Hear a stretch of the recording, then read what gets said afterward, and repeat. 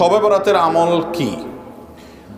শবে বরাত অর্থাৎ যেটাকে হাদিসের ভাষায় বলা হয়েছে মধ্য শাবানের রাত, শাবানের মধ্য রজনী, 14ই শাবান দিবাগত রাত। এটাকে আমাদের সমাজে বা পাক ভারত মহাদেশে এই অঞ্চলে, ইরানে, এই সাইডে শবে বরাত বলে। হাদিসে কোনো শবে বরাত নাই, হাদিসে আছে লাইলাতুন নিসফি মিন শাবান। তো যাই হোক, বরাত মানে যদি মুক্তি হয় তাহলে সে অর্থে ঠিক আছে।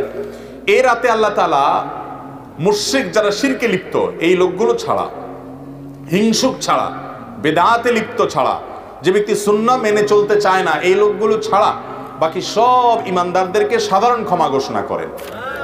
আল্লাহর সাধারণ ক্ষমা ঘোষণা পাওয়ার জন্য যদি বলেন যে মধ্য শাবান রাত বা যেটাকে শবে বরাত বলি আমরা, এই হাদিসে যেটাকে মধ্য শাবান রাত বলা হয়েছে সে রাতের আমল যদি বলেন, তাহলে আমি বলবো শিরিক থেকে মুক্ত হন, হিংসা থেকে, বিদ্বেষ থেকে, শত্রুতা থেকে মুক্ত হন, কারোর পিছে লাগালাগি করেন না, অন্তরের কারোর প্রতি ক্ষোভ, হিংসা থাকলে, শত্রু থাকলে মুছে ফেলান, পরিষ্কার হয়ে যান এবং বিদআত থেকে মুক্ত হয়ে যান, সুন্নতকে আঁকড়ে ধরেন।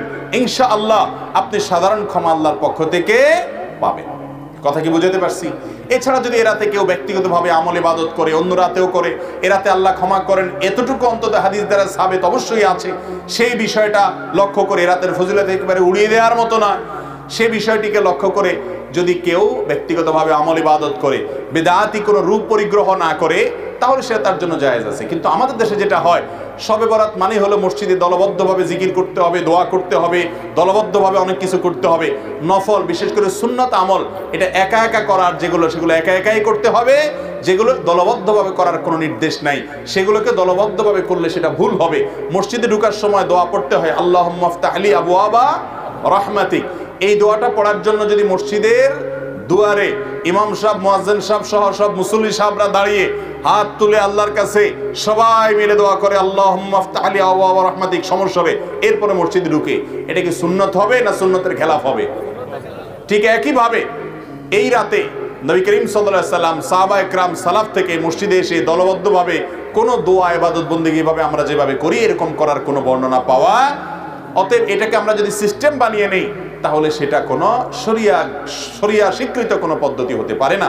বিধায় এই রাতকে কেন্দ্র করে অনেক কাজ, বেশিরভাগ কাজগুলো আমাদের সমাজ যত কাজ প্রচলিত আছে শবে বরাতকে কেন্দ্র করে বেশিরভাগই কোনো এগুলোর কোনো অস্তিত্ব হাদিসে খুঁজে পাওয়া যায় না। যেমন হালুয়া খান, শবে বরাত মানে হালুয়া, এটা তো একটা কমন আইটেম। ভাই হালুয়া কারোর খাইতে চাইলে খান, ভিন্ন কথা, কিন্তু এই রাতে খাইতে হবে, এই হাদিস বানায়া, জাল হাদিস বানায়া খাওয়া জায়েজ নাই। আপনি এমনি অন্য সময় খান, এ রাত্রেও খান, কিন্তু আপনি অন্য কোনো সময় খান না। এটা মেয়েটার খাওয়ার ফজিলত বানাইছেন কি, যে নবীজির দাঁত ভাঙছে সেজন্য হালুয়া খাইছে, তাই আমরা ভালো দাঁত নিয়ে হালুয়া খাইতেছি।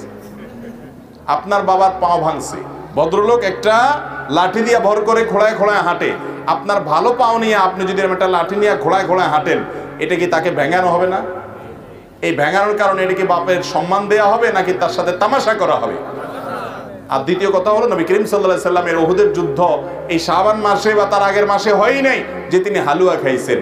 বিধায় এই সমস্ত জাল হাদিস আমরা আমল করব না। এই উপলক্ষে আপনার আতশবাজি করা সহ অনেক ভুলভাল কাজ আছে, সেগুলো আমরা করব না।